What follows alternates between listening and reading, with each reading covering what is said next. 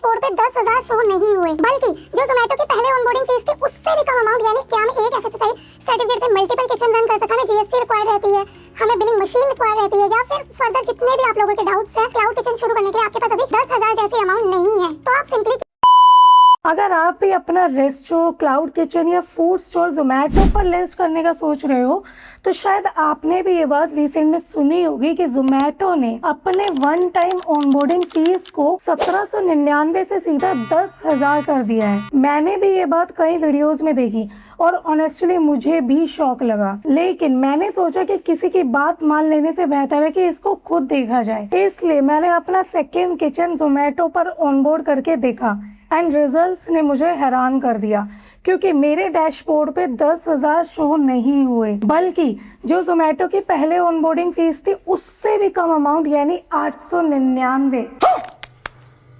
जी हाँ, 899 का अमाउंट मुझे मेरे डैशबोर्ड पर शो हुआ। अब ये क्या है और ऐसा क्यों है, वो आज की इस वाली वीडियो में हम जानेंगे। एंड इसी के साथ जोमेटो पे ऑनबोर्ड करने के लिए या स्विगी पे ऑनबोर्ड करने के लिए हमें जीएसटी रिक्वायर्ड रहती है, हमें बिलिंग मशीन रिक्वायर्ड रहती है, या फिर फर्दर जितने भी आप लोगों के डाउट्स हैं वो आज की इस वाली वीडियो में मैं क्लियर करूंगी। सो टाइम वेस्ट नहीं करते हैं, जल्दी से वीडियो को स्टार्ट कर लेते हैं।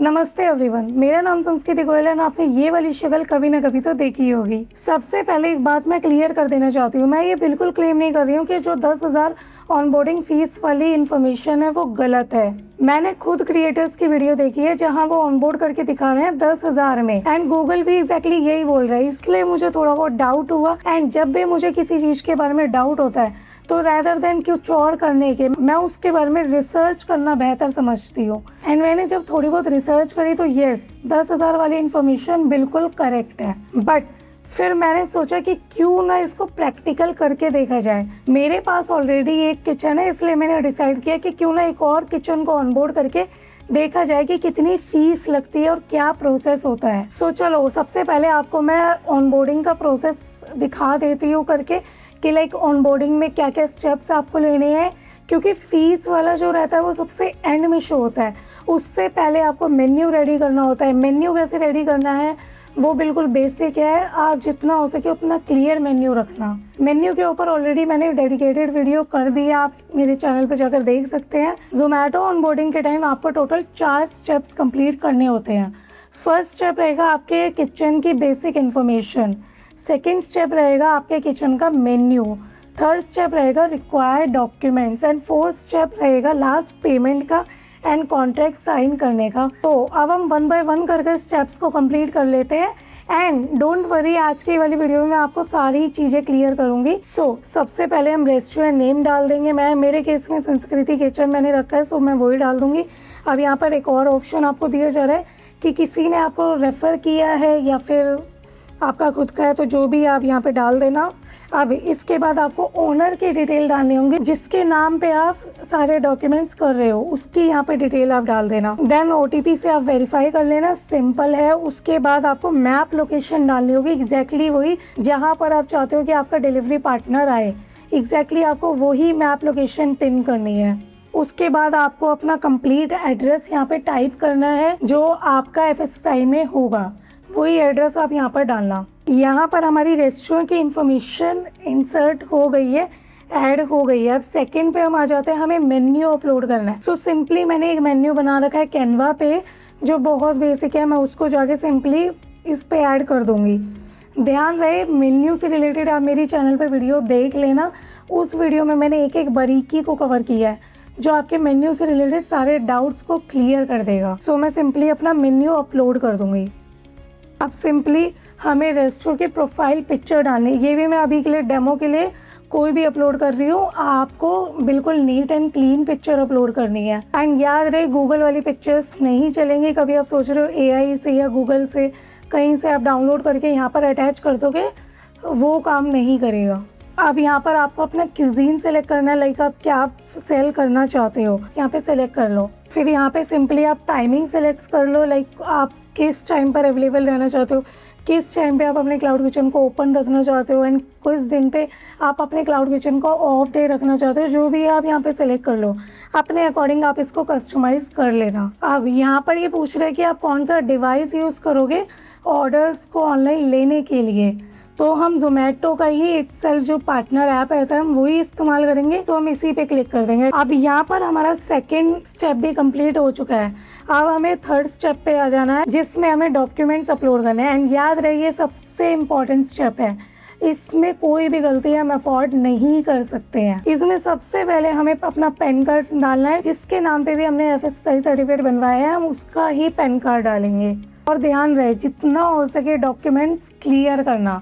लाइक अगर आपके फ़ोन में ऑप्शन है या आप कोई ऐप इंस्टॉल कर सकते हो तो इट्स बेटर कि आप स्कैन डॉक्यूमेंट करके कोई ऐप इंस्टॉल कर लो या फ़ोन से स्कैन करके उनको अपलोड करो, क्योंकि जितने डॉक्यूमेंट्स क्लियर रहेंगे उतना ही जोमेटो पे अप्रूवल होने का चांसेस बढ़ जाता है। लाइक अप्रूव तो वो हो ही जाता है, बट जल्दी कैसे होगा वो आप पे डिपेंड करता है। यहाँ पे हम अपना पैन कार्ड अपलोड कर देंगे, उसके बाद हम FSSAI सर्टिफिकेट अपलोड कर देंगे जिसमें हमें रेफरेंस नंबर डालना होगा और एक्सपायरी डेट डालनी होगी एंड अपना FSSAI की PDF डालनी होगी, या जो भी आपके पास अगर पे हार्ड कॉपी है तो आप स्कैन करके डाल सकते हो, सिंपल। मेरे केस में आप सोच रहे होंगे नीचे में क्या लिखा आ रहा है, तो मेरा ऑलरेडी इस पैन कार्ड पे, इस डॉक्यूमेंट पे, इस FSSAI पे ऑलरेडी मेरा एक किचन है, इसलिए जोमेटो की टीम इसको खुद से मैनुअली वेरीफाई करेगी। एंड इसी के साथ एक डाउट भी क्लियर हो गया। आप लोग बहुत बार पूछते हो कि क्या हम एक FSSAI सर्टिफिकेट पे मल्टीपल किचन रन कर सकते हैं। यस, बिल्कुल, आप एक FSSAI पे मल्टीपल किचन रन कर सकते हो। और ये लाइट चली गई लेकिन हम वीडियो स्टॉप नहीं कर सकते। सो रेस्टोरेंट डॉक्यूमेंटेशन भी हमारा कंप्लीट हो गया है। FSSAI डालने के बाद मैं जैसे ही पार्टनर कॉन्ट्रैक्ट पर क्लिक कर रही हूँ तो आप देखो मुझे क्या शो हो रहा है। वन टाइम ऑनबोर्डिंग फीस जो मुझे पड़ रही है 899 में। ये रिजल्ट देख के ट्रस्ट में मेरी हिम्मत ही नहीं इसको आगे बढ़ाने का। मुझे एकदम कंफ्यूजन होने लगी कि यार ये कैसे हो गया, मतलब ऐसे कैसे हो गया।